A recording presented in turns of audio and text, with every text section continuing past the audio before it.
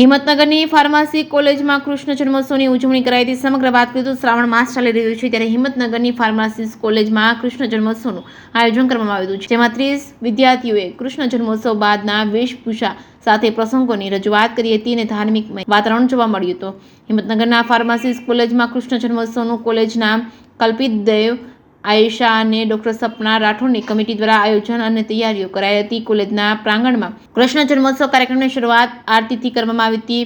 બી ફાર્મના 3 અને 5 અને 7ના સેમેસ્ટરના 30 વિદ્યાર્થીઓ દ્વારા કૃષ્ણ જન્મોત્સવ બાદ 5 પ્રસંગો, જેમાં કૃષ્ણ જન્મ, યશોદાના લાડ લડાવે તેમજ મટકી ફોડ તેમજ કાલિયા નાગનો વધ તેમજ ગોપીઓ સાથે રાસલીલા તેમજ કંસના વધના પ્રસંગોમાં વેશભૂષા ધારણ કરી પ્રસંગો રજૂ કરવામાં આવ્યા હતા. કૃષ્ણ ભગવાનના વિશે કલુ ગેમ અને ક્વિઝ કોમ્પિટિશન પણ આયોજન કરવામાં આવ્યું હતું. આ કૃષ્ણ જન્મોત્સવની ઉજવણીમાં કેળવણી મંડળના પ્રમુખ હેમંતભાઈ મહેતા, મંત્રી જીતુભાઈ પટેલ તેમજ ફાર્મસી કોલેજના આચાર્ય ડોક્ટર મૌલિકભાઈ મહેતા તેમજ આર્ટ્સ એન્ડ કોમર્સ કોલેજના આચાર્ય રાકેશભાઈ જોશી ઉપસ્થિત રહ્યા હતા. જેકે સિંહ ગુજરાતી સાથે અશોક નાઈ, સાબરકાંઠા.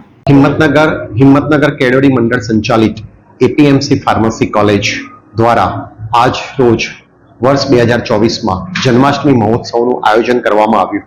આ આયોજન ફાર્મસીના વિદ્યાર્થીઓ અને સ્ટાફ દ્વારા કરવામાં આવ્યું છે, જેમાં વિદ્યાર્થીઓએ ખૂબ જ ઉત્સાહપૂર્વક ભાગ લીધો છે. આ આયોજન આપણે દરેક વર્ષે ઉજવીએ જ છીએ.